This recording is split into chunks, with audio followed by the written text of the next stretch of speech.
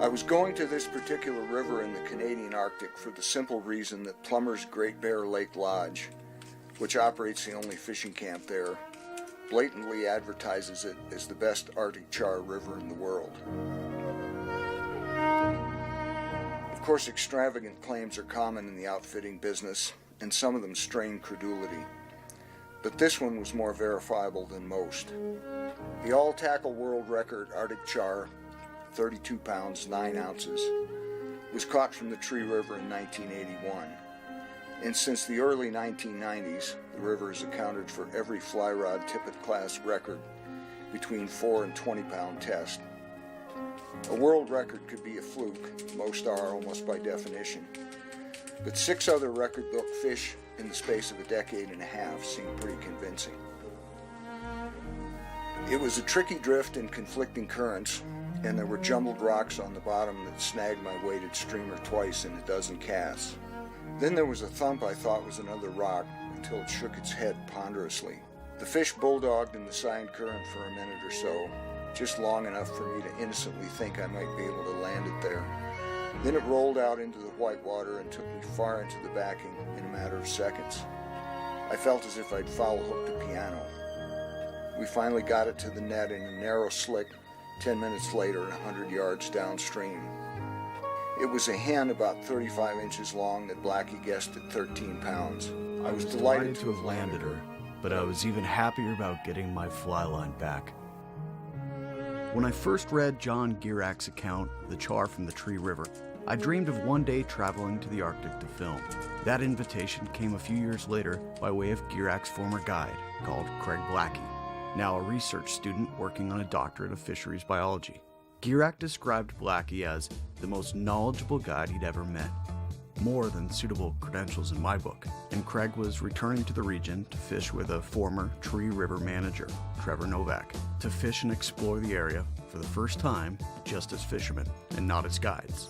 And I was, well, just along for the ride.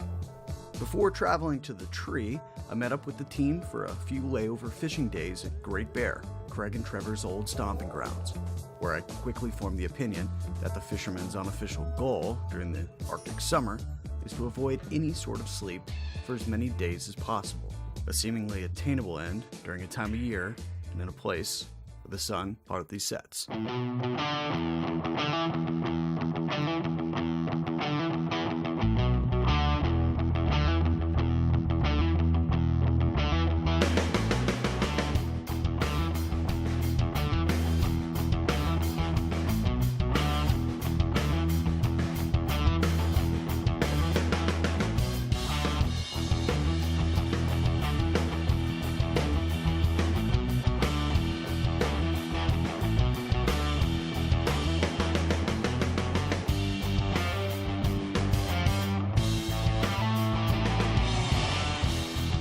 I met Trevor on Match.com.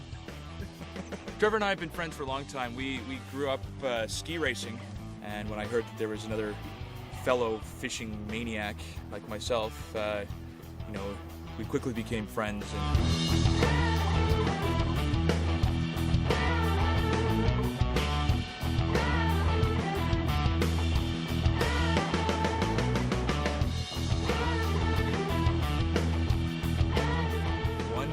To describe Trevor, handsome. I guess this is a hyphenated word. Loose cannon. What time did I go to bed?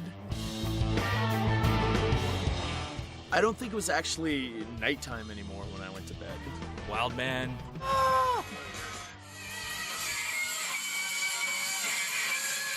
In the past 24 hours, it's been several times. It's the beauty of napping.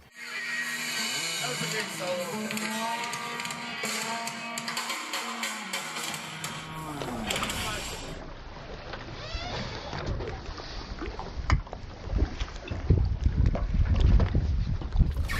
I'm laying down on a dock. What? Because I'm awfully tired. A little bit, I believe the term is.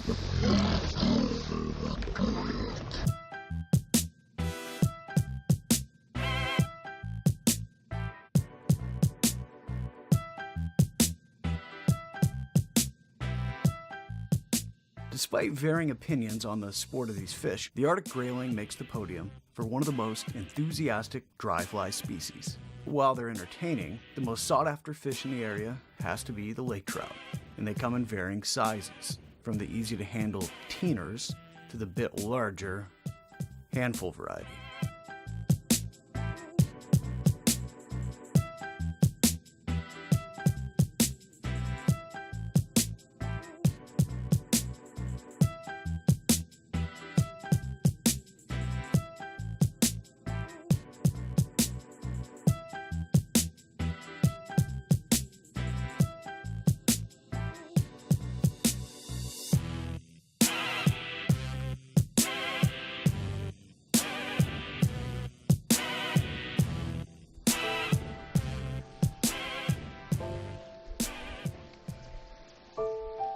The endless, sleepless pursuit to fish and make the most out of every instant of daylight begins to make more sense when you take into account just how precious the summer hours really are in the Arctic.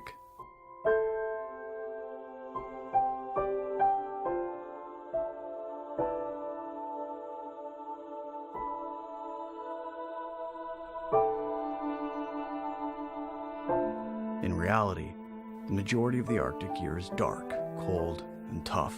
Your days change from perpetual darkness to permanent daylight in roughly 6 months.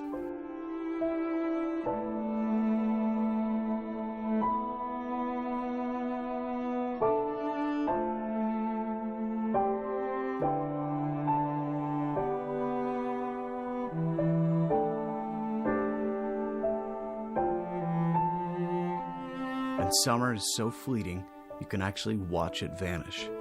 In 1 week in the Arctic, we lost almost 45 minutes of daylight, and fall moved in overnight, and with it arrived the usual tough autumn weather for a flight into the tree. Tree River looks like nothing that I've ever seen. It's another world up there. River itself is unbelievable when it comes to, just gradient. Incredible drop in the 6 miles of water that we have to work with. Ends up resulting in class 3, class 4 whitewater.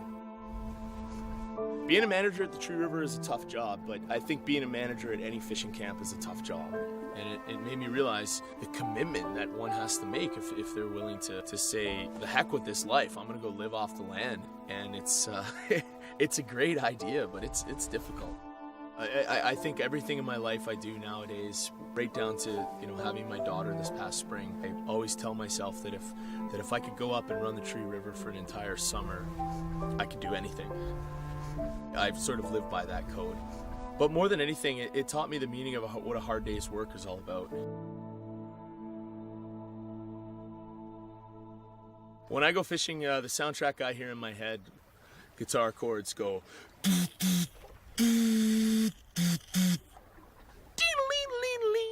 That's sort of what I hear. I think it embodies the inner warrior in me to seek out battle against the Arctic char and the other wonderful salmonids of the north. Tree River.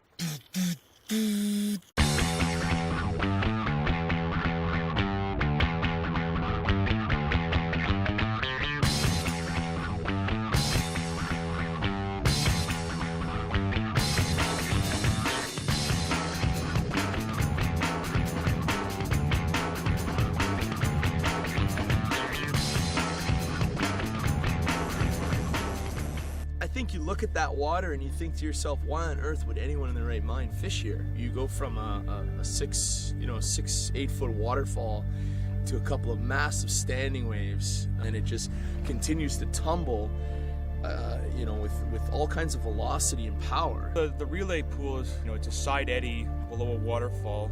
I would say it's about the most challenging spot that we have. And there's just, a narrow little slot of holding water where the char will stack up in, because it's the only bit of refuge they have from that heavy current. You have to refrain from thinking about that big water. You have to think about that little slot where those fish are and focus on that. And then when you hook that fish, then you have to be very intent on keeping them out of that fast water as best you can. And most of the time it can be done, but you know, you get a few squirrely fish and they're just into that fast water, and then you're running downstream. So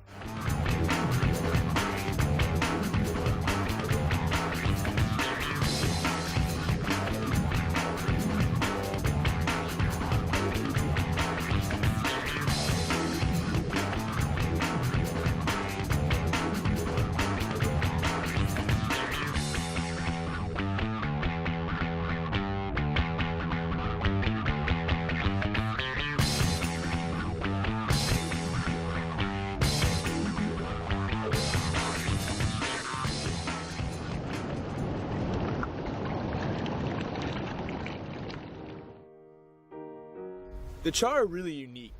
Somehow char species get this reputation of being easy or dumb or selective because a lot of the time they select cold, remote portions of the watershed where, you know, they don't have a lot of time to feed and pack on the calories throughout the growing season. On the Tree River, the Arctic char are far from easy to catch. I guess it would be similar to sort of fishing for steelhead or Atlantic salmon when they enter fresh water.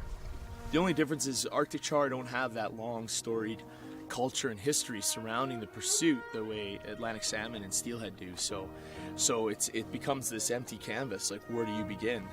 I've talked to guides throughout the Arctic char's range, and it'll amaze you the different scenarios and the different settings with which they're able to catch these fish. It's so varied. You know, there's sort of a school of thought that you have to get the fly right down in front of their face. That's quite valid to a certain extent, but I like the idea of swinging that fly through a pool and trying to convince the fish to move to the fly. It's not necessarily the most effective way. For me, it's the most exciting way. You've got a great big deep run and letting that cast sweep through the entire run, and it's like pulling a needle from a haystack. You've got this tiny little insignificant fly drifting through a run, and you're somehow managing to convince that fish to move up out of its lie and come chase that fly down, and to me that's sort of the ultimate. You've broken their code, so to speak. Trevor fished well into the darkness without so much as a tap, but his mood was largely unaffected. It reminded me of one of Girak's lines from when he fished the tree.